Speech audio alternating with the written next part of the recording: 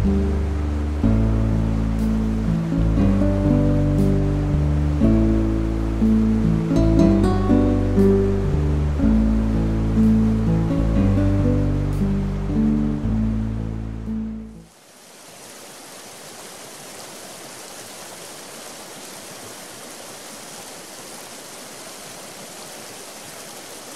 just finished putting this boat together. It's totally different than the way I set my boat up. We want to run both these boats down the river. Our objective is to go up by Indianapolis and come down the White all the way to the Wabash with these type of craft.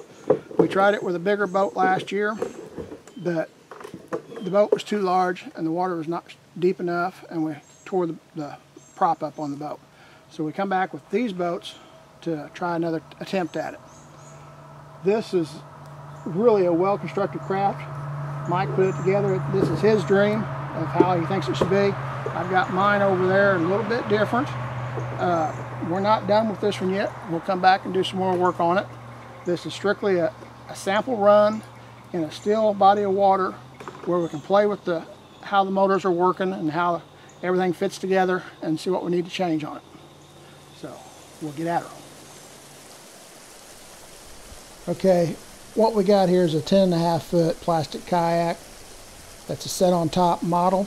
Basically want to be able to haul it in the back of a pickup truck, and I want to be able to do it by myself. So I can slide it out. I got a 40-pound thrust trolling motor put on the back. Now, what's different from the way I set mine up versus the way Mike's going to set his up, which you'll see next, is he did not want to cut his trolling motor off because he wants to use it on his other boat. And I fully understand that, but I chopped the head of mine off, and I'm trying to get the weight distributed amongst the boat from front to back to where it'll balance up. What you see me doing here is putting some outriggers on. They're conduit piping connected to 3-inch PVC piping filled with styrofoam insulation, that spray foam that you can put in there.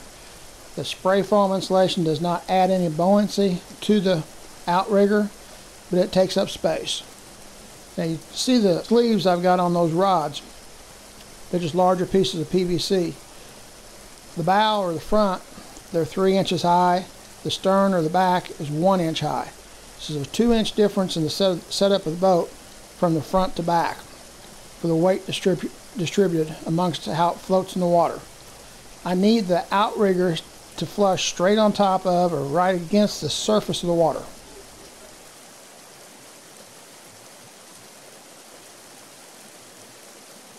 What's that do, Jim? Help steady it, keep it from pushing back on you? What happens if you take a hard right turn or left, those outriggers want to pull out away from the boat. Oh, okay. And they slide out away from it. Also, if you run any type of debris in the water itself, it allows you to keep from getting that debris hung up inside your outrig and your boat. If you get hooked up in here, you're in trouble. If you can bounce it off up there and turn yourself around. Yeah. And that way you don't get hooked on the snags. So he's got one on me. He's done this before. I haven't. But I found it got a lot of pressure on itself when I didn't have these supports in here. It's all experimental. I mean, you just got to do what you can do and see how it works. Here I got my 40-pound thrust trolling motor. I got the head chopped off on it.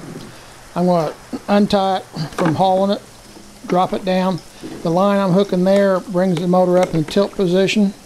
This is a full canopy to go over me when I'm driving the boat. The weight of it sets on the outside edges of the boat itself and drops down in some holes right behind the seat. It has 4 lines that secure it. It's tied in the back to the back of the boat. It's also tied off to the front of the boat, crossing each other. Very stable. With the outriggers, the wind is not really an issue to me, and the canopy is not too large. You need still water. Once you get on the river, you're committed, and it's hard to get back up. So we're demoing these tonight. If they go well, we'll be on the White in 2 weeks. So we got bigger boats for that. He does. Yeah, I got a bigger boat for that. He's a captain. I'm Gilligan. So we got a big Fat boat version of Gilligan. Here I'm securing the front lines down for the canopy. I've already got the back lines secured off. You'll see the little arm on the left-hand side of the boat. and that's for a GoPro camera. We're going to try to get some more video out on the river himself. Here we're securing the front end with the battery down back into the boat itself to get the weight down in the boat. You can see the GoPro cam sitting on my left hand side, and I got my beverage cooler in the front, and I keep my food cooler in the back.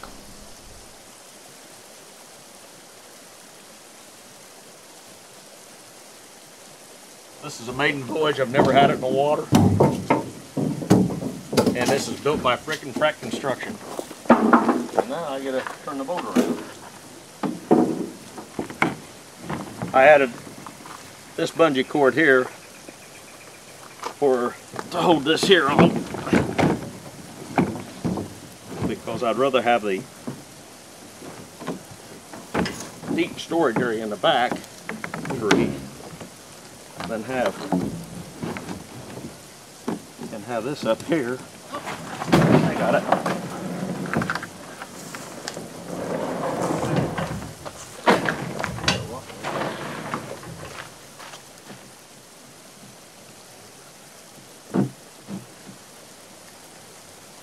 I got O-rings here and here, so when it slides down in place, it seals. It's supposed to seal tightly. Dry storage in the front like Mike has, that's handy for traveling. But for what I wanted to do, I didn't need the dry storage. I wanted to drop it down for the battery compartment. So I wanted to get my battery in the very front of the boat and get my weight down as low as possible inside the boat. So that's the difference. It's the same craft. Just the only real difference in the two crafts. Here's what I was wanting to show you, Jim. See how I got this put on with a rubber band? Yeah. With the bungee cord? When this is down in position and you rotate this around, this hits that thing and locks the motor down. So don't come up on when you're on reverse. So if you turn the motor 180 degrees, you're okay. Put those over to protect yourself from them. Kind of insulates it. I got to cut a groove in it yet. I haven't done that, so they fit all the way down. We've got a lot to do still, guys.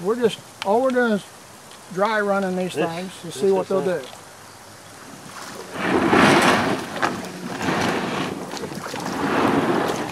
It's all right. Let's take your end off. I got it. I won't let that motor down. Get it sized about right. So I can adjust this. This here just slides in here. This is a control handle. This controls the throttle and the direction. And this slides out. The handle off of a paint roller. I put a universal on here that I bought at Harbor Freight for it's for a ratchet wrench. I've already got wet. Now this don't count. You're a little too unstable for me. Well, it's just because I'm not used to it too. You gotta go forward, forward, forward, forward.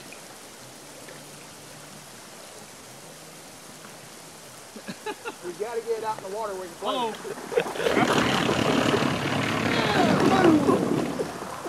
Ah, I almost went over. Yeah, I gotta learn how to steer.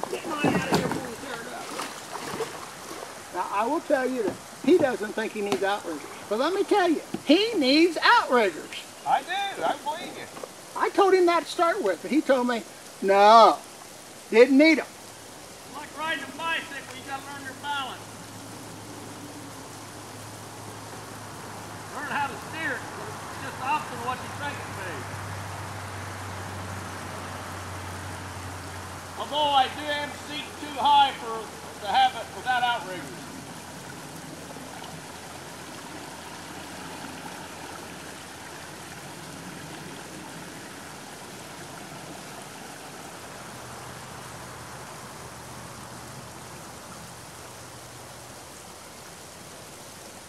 It'd be great without the seat on it.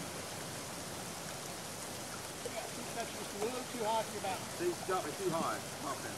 Yeah, your top end. I mean, there's a mile-long section that runs towards the east. And that'll give us a chance to open them up and see what they'll do in the open water. I got a GPS unit in here, so I'll be able to track how fast we're going, so I can calculate how many miles we can make per day.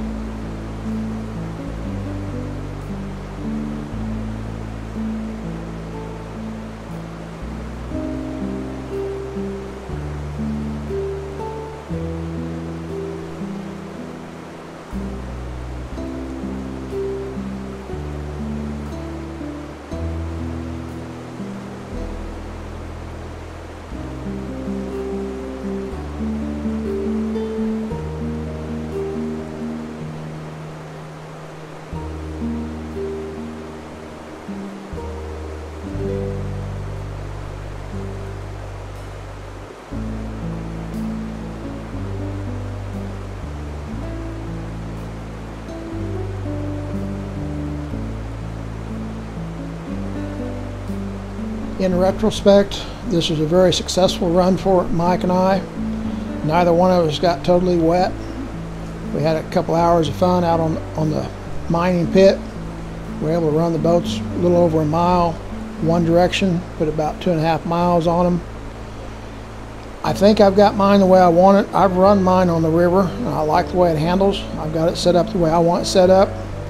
Mike's boat, it's going back to the shop for refab.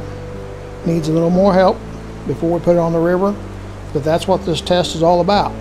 Is taking it out, checking it, seeing what it takes to make it what you need in the situation you want to handle. I really like the addition of that canopy I put on mine. I think that's going to make it a much more comfortable ride, going down, spending all day out on the water. I appreciate you all watching, and I'd like to thank Moonlight Films for putting this project together for me. Thank you.